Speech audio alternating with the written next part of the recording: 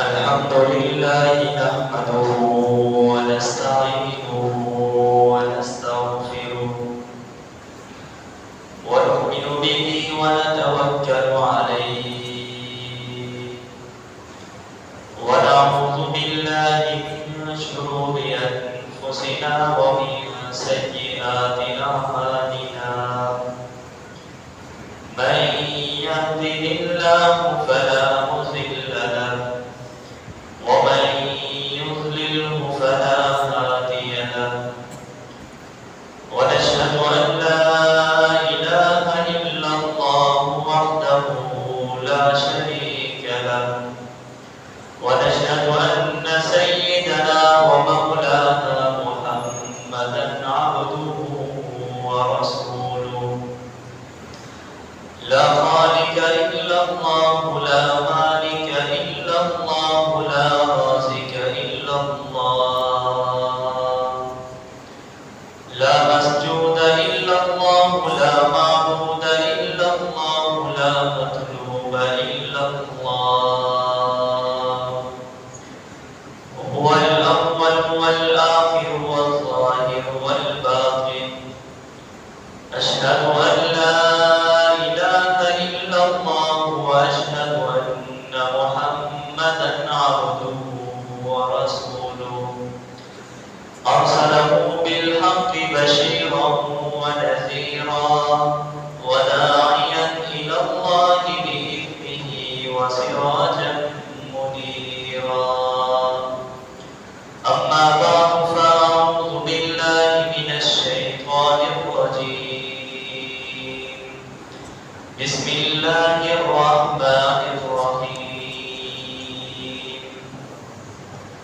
اليوم أكملت لكم دينكم وأتممت عليكم نعمتي ورضيت لكم الإسلام دينا صدق الله العظيم وصدق رسوله النبي الكريم ونحن على ذلك لمن الشاهدين والشاكرين والحمد لله رب العالمين.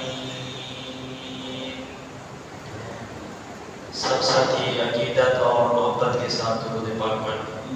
اللهم صل على محمد وعلى آل محمد كما صليت على إبراهيم وعلى آل إبراهيم إنك حميد مجيد.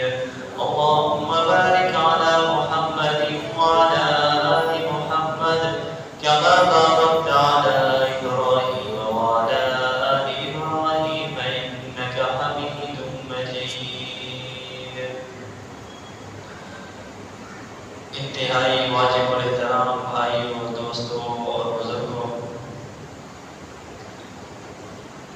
گزشتہ مہینہ ربیع الاول کا مہینہ تھا اور آپ حضرات نے اس مہینے کے اندر آقا نامدار تاجدار انبیاء حضرت محمد مصطفیٰ احمد مجتبیٰ صلی اللہ علیہ وسلم کی ولادت بسعادت اور آپ کا بچپن، آپ کا لڑکپن سفر فرما چکے ہیں. اور وہ بھی ربیع الاول کا مہینہ تھا جب آقا علیہ السلام حضرت فاطمہ کو روتا ہوا چھوڑ کر چلے گئے تھے. اور وہ بھی ربیع الاول کا مہینہ تھا جب حضور صحابہ کرام کو روتا ہوا چھوڑ کر چلے گئے تھے. اور آج کے اس جمعۃ المبارک کے خطبے میں بھی آقا علیہ السلام کا دنیا کا چھوڑ جانا، اس عنوان پر گفتگو کی جائے گی. اللہ تبارک و تعالیٰ سے دعا ہے کہ اللہ تبارک و تعالیٰ ہر سچ بات کرنے کی توفیق عطا فرمائے. محترم دوستو، جب آقا علیہ السلام مدینہ منورہ میں تھے تو آقا علیہ السلام نے صحابہ کو فرمایا کہ میرے صحابہ، میں نے حج کا ارادہ کیا ہے اور جو تیار ہونا چاہتے ہیں، میرے ساتھ حج کرنا چاہتے ہیں، وہ بھی تیار ہو جائیں. اور فرمایا کہ جہاں جہاں تک تم پیغام پہنچا سکتے ہو وہاں تک پیغام پہنچا دو کہ آقا علیہ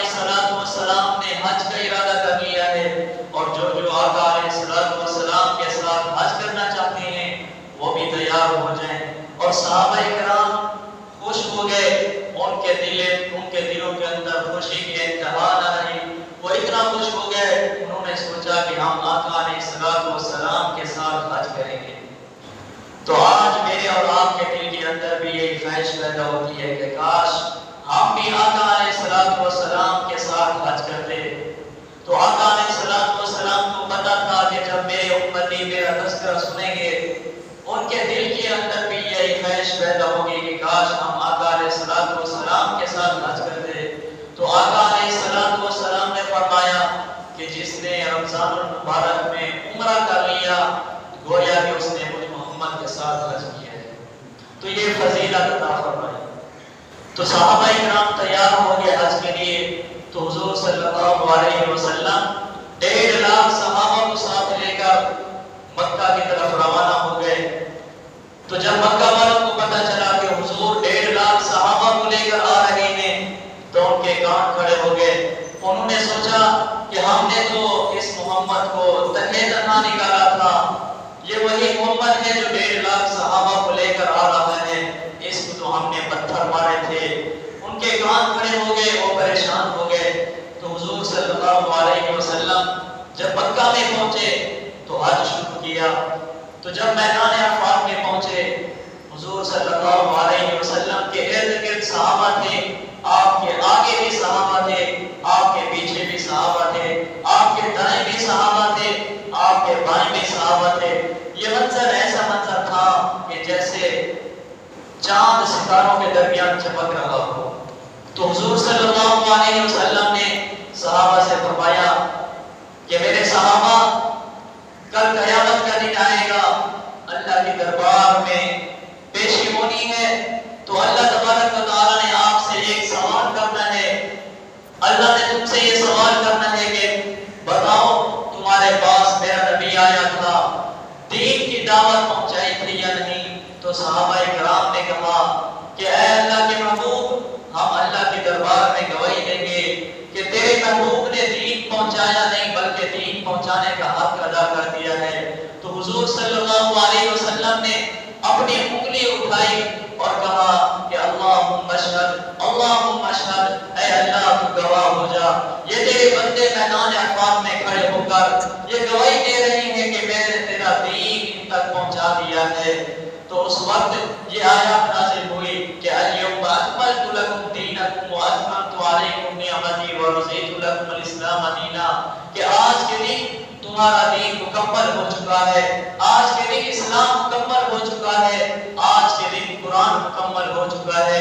सारे सहाबा खुश हो गए कि हमने कुरान मुकम्मल होते हुए देख लिया है, हमने दीन मुकम्मल होते हुए देख लिया है, हमने इस्लाम मुकम्मल होते हुए देख लिया है। सारे सहाबा खुश हैं, लेकिन कोने के अंदर एक शख्स खड़ा है जिसका नाम सय्यदना सिद्दीक़ अकबर रज़ियल्लाहु तआला अन्हु है। उसके आंखों से आंसू आ गए, वो रोने लगे। हज़रत उमर फारूक रज़ियल्लाहु तआला अन्हु उसके पास गए, कहा या अबू बकर तू रोता क्यों है? तो हज़रत अबू बकर सिद्दीक़ ने कहा कि ऐ उमर, मैं तो हर वक्त हुजूर के साथ रहता था, जो मैं समझा हूं वो तो नहीं समझ सका कि आज हुजूर ने फरमाया है कि दीन मुकम्मल हो चुका है। इसका मतलब है कि दीन तो मुकम्मल हो चुका है, लेकिन दीन बतलाने वाला हमारे पास चंद दिनों का मेहमान है। हज़रत अबू बकर सिद्दीक़ रो रहे हैं और हुजूर ने फिर दूसरा जुमला फरमाया। हुजूर ने कहा कि मेरे सहाबा आज मुझसे हज का तरीका सीख लो, शायद आइंदा साल हज आए लेकिन तुम यहाँ पर खड़े होंगे लेकिन तुम्हें मैं मोहम्मद नजर नहीं आऊंगा। आज जरा आप ये सोचें कि सहाबा तो वो थे जो हुजूर के ऊपर अपनी जानें कुर्बान कर देते थे। जब उन्होंने ये जुमला सुना होगा कि आज मुझसे हज का तरीका सीख लो, शायद आइंदा साल हज आए लेकिन तुम्हें मैं मोहम्मद नजर आता हूँ, तो उनके दिल पर क्या गुजरी होगी। तो हुजूर हज करके वापस आ गए, मदीना मुनव्वरा में पहुंचे तो हुजूर ने फरमाया कि मास कहाँ है, मास को बुलाओ। हजरत मास आ गए। जब हजरत मास आए तो हुजूर ने फरमाया कि ऐ मास, मैं तुझे यमन की तरफ गवर्नर बना के भेज रहा हूँ। हजरत मास हाथ जोड़कर खड़े हो गए, कहा या रसूल अल्लाह, मर्ज़ियाँ हमारी नहीं, मर्ज़ियाँ आपकी चलती हैं, आप जो हुक्म करेंगे मैं वही करूँगा। तो हुजूर सल्लल्लाहु अलैहि वसल्लम ने उसको रवाना किया। सवारी पर सवार है हजरत मास, हुजूर खुद पैदल चल रहे हैं। हम क्यों ना आका की जूतियों पर कुर्बान हो जाएं, जो अपने गुलामों का इतना ख्याल करते थे कि गुलाम सवारी पर है तो हुजूर खुद पैदल चल रहे हैं। हुजूर साथ साथ चल रहे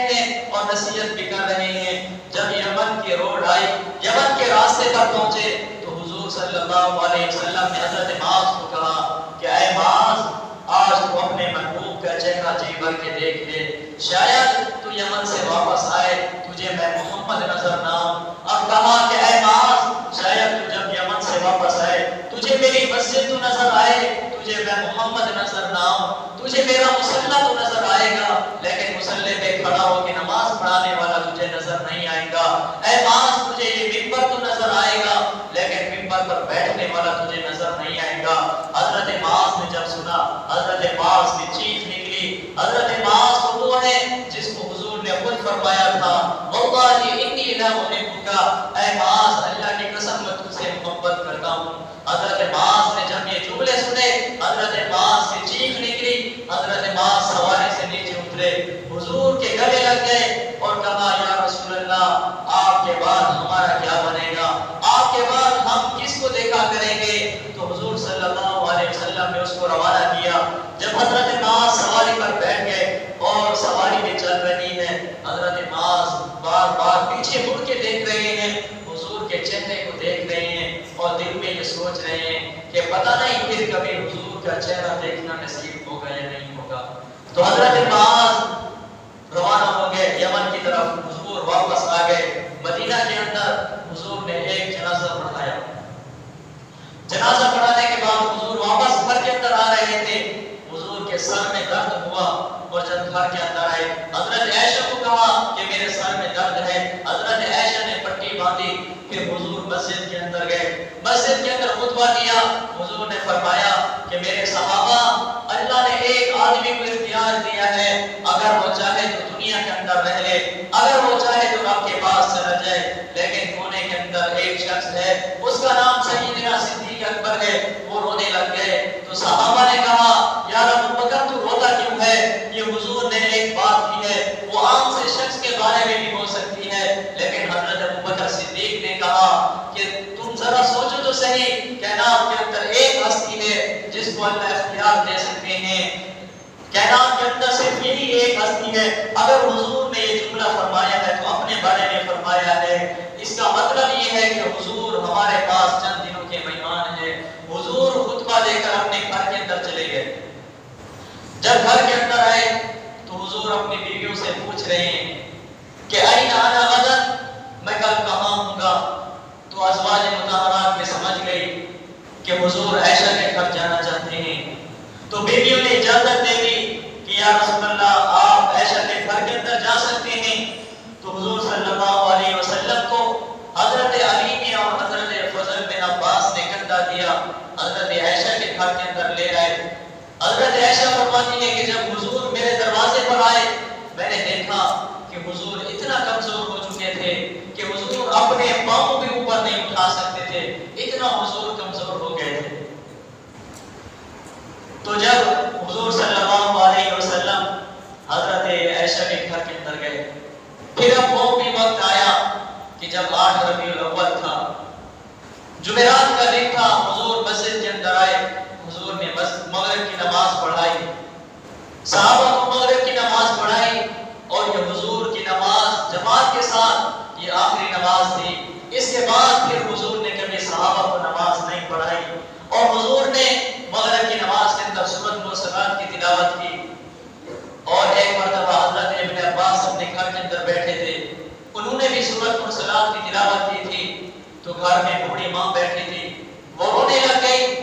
تو حضرت ابن عباس نے اپنی ماں سے پوچھا کہ امی جان آپ روتی کیوں ہے؟ تو ماں نے کہا بیٹا آج تم نے مجھے کون سا منظر یاد دلا دیا ہے، آج تم نے مجھے پرانا غم تازہ کر دیا ہے۔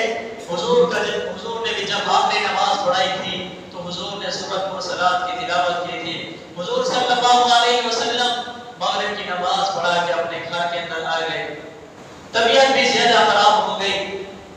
پھر حضرت بلال نے عشاء کی اذان دی، اور جب عشاء کی اذان مکمل کی تو حضرت بلال حضور کے دروازے پر آ گئے، دروازے پر دستک دی، کہا الصلاۃ الصلاۃ۔ حضور صلی اللہ علیہ وسلم اٹھے، لیکن طبیعت اتنا زیادہ خراب ہو گئی تھی کہ کمزوری کی وجہ سے حضور اٹھ نہ سکے، پھر سو گئے، نیند آ گئی۔ دوسری مرتبہ حضرت بلال آئے،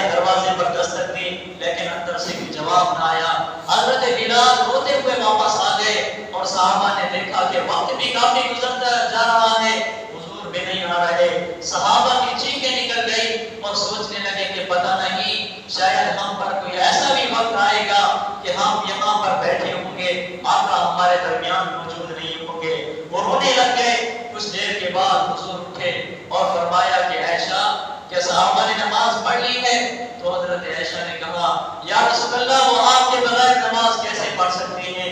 تو حضور صلی اللہ علیہ وسلم نے فرمایا کہ عائشہ مروا ابا بکر فلیصلی بالناس، ابو بکر کو کہو کہ وہ لوگوں کو نماز پڑھائے۔ حضرت عائشہ نے کہا یا رسول اللہ میرا بابا نرم دل ہے، میرا بابا آپ کا مصلی خالی نہیں دیکھ سکے گا، وہ نرم دل ہے، آپ حفصہ کے بابا حضرت عمر کو کہیں وہ نماز پڑھائیں گے۔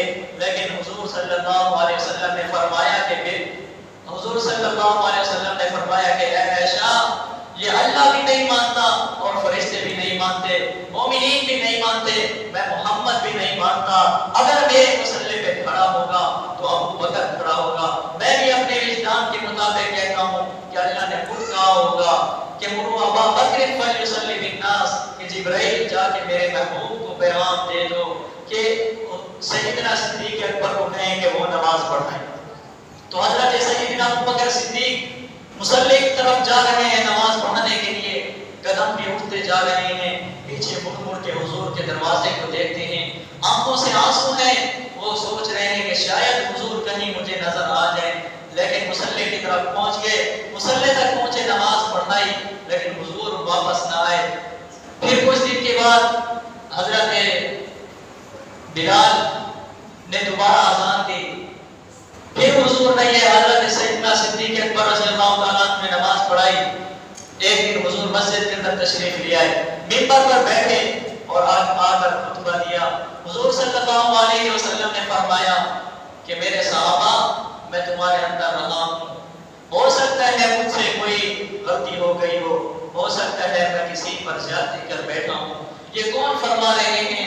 امام کائنات فرما رہے ہیں، کہتے ہیں کہ ہو سکتا ہے میں کسی پر ظلم کر بیٹھا ہوں اور اگر کوئی مجھ سے بدلہ لینا چاہتا ہے تو بدلہ لے لے، لیکن قیامت کے دن اللہ کے دربار میں مطالبہ نہ کرنا۔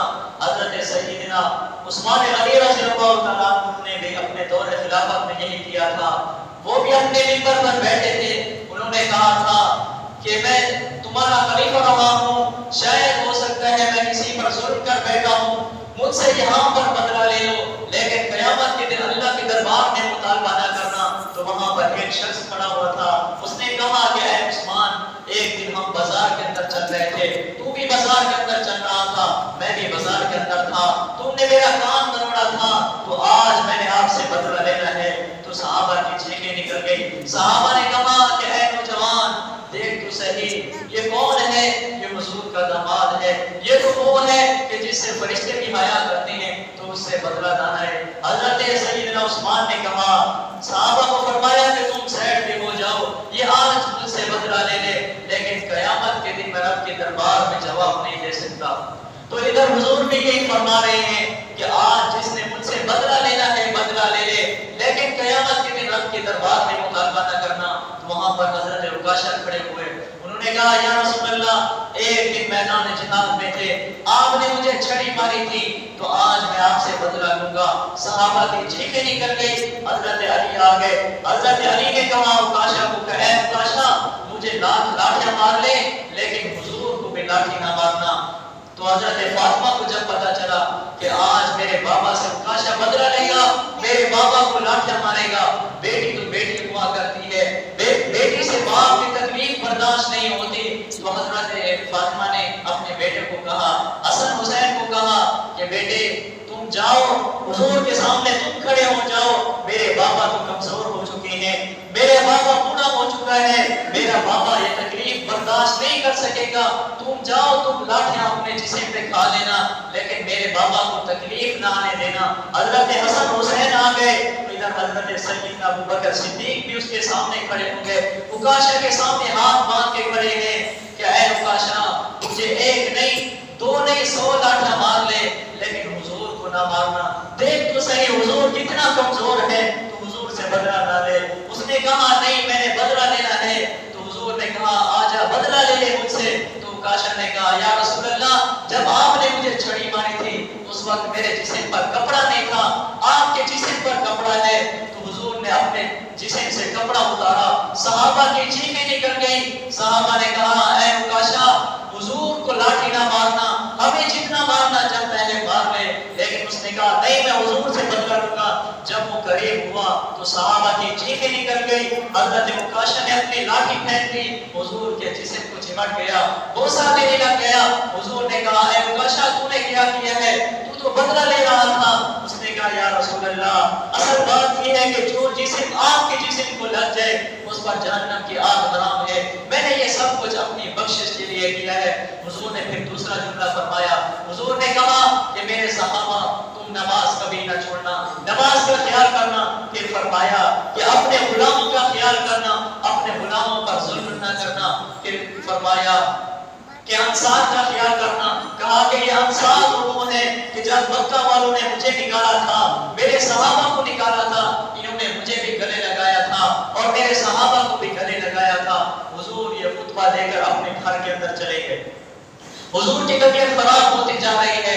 हुजूर सल्लल्लाहु अलैहि वसल्लम ने हजरत आयशा को कहा कि ऐ आयशा, मेरा दिल करता है कि मैं अपनी बेटी से मुलाकात करूं, बेटी को मिलने का दिल कर रहा है। तो हजरत आयशा ने हजरत फातिमा की तरफ पैगाम भिजवाया कि हुजूर की तबीयत खराब हो गई है, हुजूर आपसे मिलना चाहते हैं। जब हजरत फातिमा की तरफ ये पैगाम पहुंचा, हजरत फातिमा की आंखों से आंसू आ गए और कहने लगे शायद लगता है हुजूर को ये बीमारी इतना लग गई है, लगता है हुजूर हमें जुदाइयां दे के चले जाएंगे। हजरत फातिमा हजरत हसन हुसैन को लेकर आई। जब हुजूर के दरवाजे पर पहुंची, पहले मंजर तो ये होता था कि जब हजरत फातिमा घर के अंदर आया करती थी, हुजूर खड़े हो जाते थे अपनी बेटी के लिए, अपनी बेटी को गले मिलते थे और अपनी बेटी के हाथ चूमा करते थे। लेकिन आज मंजर कुछ और है। हजरत फातिमा दरवाजे पर तो आ गई है, लेकिन हुजूर लेटे हुए हैं, तबीयत इतना ज्यादा खराब हो गई हुजूर की, हुजूर उठ ना सके। हजरत फातिमा करीब गई, हजरत फातिमा ने हुजूर के सर पर हाथ रखा और बोसा दिया। हजरत फातिमा कहने लगी हाय मेरे बाबा की तकलीफें, मेरे बाबा का दुख। हुजूर ने कहा बेटी रोना, आज के बाद तेरे बाबा को कोई दुख नहीं आएगा, आज के बाद तेरे बाबा को कोई तकलीफ नहीं आएगी। हजरत फातिमा रो रही है। हुजूर ने फरमाया बेटी, आज के बाद तेरे बाबा को कोई पत्थर नहीं मारेगा, आज के बाद तेरे बाबा पर कोई ज्यादती नहीं करेगा। हजरत फातिमा की आंखों से आंसू है। बेटी तो बेटी हुआ करती है, जब ससुराल वालों की तरफ से बेटी को कोई तकलीफ आए, बेटी ये सोचती है कि पीछे मेरा बाप बैठा है, मैं बाप को जाके दुख सुनाऊंगी। अगर शोहर नाराज हो जाए, बेटी यही सोचती है कि पीछे मेरा बाप सहारा है, मैं बाप को जाके सब कुछ बताऊंगी। बेटी से तो बाप का दुख बर्दाश्त नहीं होता।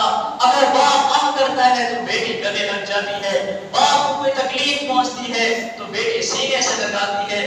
बेटी से बाप का दुख नहीं, बेटी से बाप का दुख नहीं देखा जाता। तो हजरत फातिमा रो रही है, आंखों से आंसू है कि पहले मेरी माँ चली गई थी, फिर भाई और बहन भी चले गए थे, अब मेरा एक सहारा था, मेरा बाबा मेरा सहारा था, आज वो भी मुझे छोड़कर जा रहे हैं। हजरत फातिमा की आंखों से आंसू थे। तो हजरत आयशा ने हाथ उठाए, दुआ करने लगी। हुजूर ने इशारा किया कि ऐ आयशा, अब दुआ न करना, अब मैंने रब की मुलाकात को कबूल कर लिया है, अब हाथ नीचे करो। हजरत आयशा ने हाथ नीचे किए तो उधर हुजूर के हाथ भी नीचे आ गए। हजरत आयशा उठी, हजरत आयशा परेशान हो गई, उसने समझा कि आज मेरा शौहर मुझे बेवा कर गया है। हजरत आयशा ने दरवाजा खटकाया, सहाबा भागे, सहाबा ने पूछा कि ऐ आयशा बताओ हुजूर की तबीयत ठीक हो गई है। लेकिन हजरत आयशा ने कहा कि ऐ सहाबा, तुम यतीम हो चुके हो, उम्मत यतीम हो चुकी है, हुजूर छोड़कर चले गए हैं। हजरत आयशा रो रही है। मस्जिद में जब सहाबा को पता चला कि हुजूर हमें छोड़कर चले गए हैं, सहाबा की चीखें निकल गई। हजरत सैयदना अबू बकर सिद्दीक बहर गए हुए थे, जब वो वापस आ रहे थे उनकी तरफ एक बच्चा भागा जा रहा है। हजरत सैयदना अबू बकर सिद्दीक देखते हैं कि बच्चा रोता हुआ आ रहा है। हजरत सैयदना अबू बकर सिद्दीक ने उसको देखा कि वो कभी उठता है कभी नीचे गिरता है। हजरत सैयदना अबू बकर सिद्दीक ने उसको पकड़ा और कहा कि बता तो सही तू क्यों रो रहा है। उसने कहा कि ऐ अबू बकर, आज हमें حضور یتیم کر گئے ہیں، آج امت یتیم ہو چکی ہے۔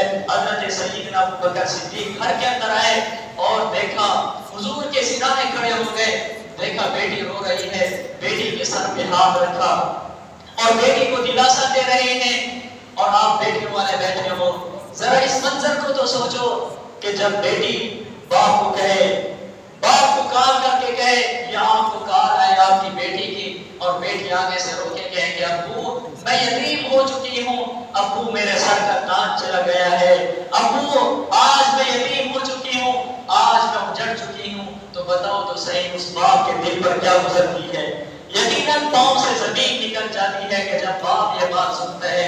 حضرت سیدنا ابو بکر صدیق اپنی بیٹی کو دلاسے دے رہے ہیں، اس وقت حضرت سیدنا ابو بکر صدیق نے امت کو سنبھالا، تو جب حضور کو رخصت کر کے واپس آ رہے تھے، اس وقت حضرت سیدنا فاطمہ نے حضرت انس سے کہا کہ اے انس بتاؤ تو صحیح، تم تو میرے بابا کے ساتھ اتنا محبت کرتے تھے، تم تو میرے بابا کے دعات بھی نہیں نیچے گرنے دیتے تھے، تم تو میرے بابا کے وضو کے جو پانی کے قطرے تھے وہ نیچے نہیں گرنے دیتے تھے، آج بتاؤ تو صحیح تم نے میرے بابا کے اوپر مٹی ڈالنا کیسے گوارا کیا ہے؟ حضرت فاطمہ ہو رہی ہے اور کہہ رہی ہے کہ لوگوں آج میرے بابا کی جدائی کا مجھ پر اتنا غم ہے کہ کاش یہ پہاڑوں پر پڑ جاتا تو پہاڑ بھی ریزہ ریزہ ہو جاتے، اگر یہ دن پر پڑ جاتا تو دن بھی سیاہ ہو جاتا، اگر یہ چمکتے دمکتے سورج پر پڑ جاتا تو یہ سورج بھی بے نور ہو جاتا، سورج بھی چمکنا چھوڑ دیتا تھا۔ حضرت فاطمہ کہتے ہیں کہ آج مجھ پر اتنا غم ہے، اور صحابہ کرام تو ایسے رو رہے تھے کہ جیسے چھوٹا بچہ اپنے باپ کی جدائی پر روتا ہے۔ صحابہ کرام رو رو کے یہی کہہ رہے تھے کہ آج تو ہم یتیم ہو چکے ہیں، آج ہمیں حضور یتیم کر کے چلے گئے ہیں۔ صحابہ کرام اتنا رو رہے تھے، اور کسی نے حضرت ابو بکر صدیق کو جا کر بتایا کہ اے ابو بکر بلال بھاگا جا رہا ہے۔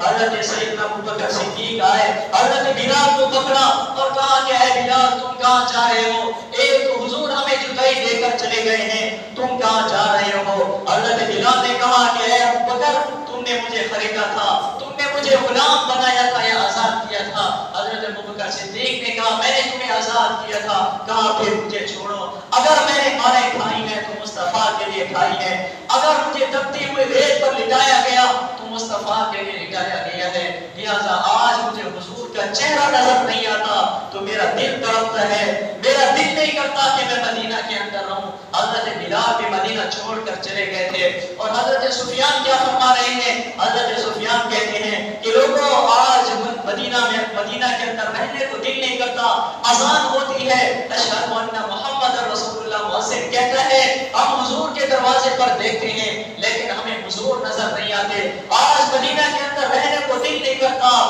یہی کہہ رہے ہیں کہ کاش کہ میں پیدا ہی نہ ہوتا، اگر میں پیدا ہو گیا ہوں تو مجھے یہ دیکھنا پڑتا۔ حضرت سفیان یہ کہہ رہی ہیں، اور سیرت کی کتابوں کے اندر لکھا ہے کہ حضور کی جو اونٹنی تھی جب حضور دنیا سے چلے گئے وہ اونٹنی کچھ کھایا پیا نہیں کرتی تھی، صحابہ اس کے آگے پانی رکھتے، وہ روتی تھی، آنکھوں سے آنسو نکالا کرتی تھی لیکن پانی نہیں پیا کرتی تھی، مدینہ کے اندر چکر لگاتی روتی رہتی تھی۔ 15 دن کے بعد حضور کی اونٹنی بھی مر گئی تھی، اس کو بھی حضور کی جدائی کا اتنا غم تھا۔ اور حضرت بلال کے بارے میں آتا ہے کہ کچھ دن جب حضرت سیدنا عمر فاروق رضی اللہ تعالیٰ عنہ کا دور تھا تو حضرت حسن حسین نے حضرت بلال کی طرف خط لکھا کہ اے بلال کتنے دن ہو گئے ہیں ملاقات نہیں ہوئی، ہمارا دل کر رہا ہے کہ آپ ادھر آ جائیں مدینہ کے اندر، ملاقات بھی ہو جائے گی۔ حضرت بلال نے تیاری کی، مدینہ میں پہنچے تو حضرت بلال جب آئے حضرت حسن حسین سے ملاقات ہوئی، حضرت حسن حسین سے پوچھ رہے ہیں کہ بتاؤ عمر کی حکومت کیسے چل رہی ہے، اور فرمایا کہ بتاؤ ماں فاطمہ کا تو سناؤ اس کا کیا حال ہے۔ حضرت حسن حسین کی آنکھوں سے آنسو آ گئے۔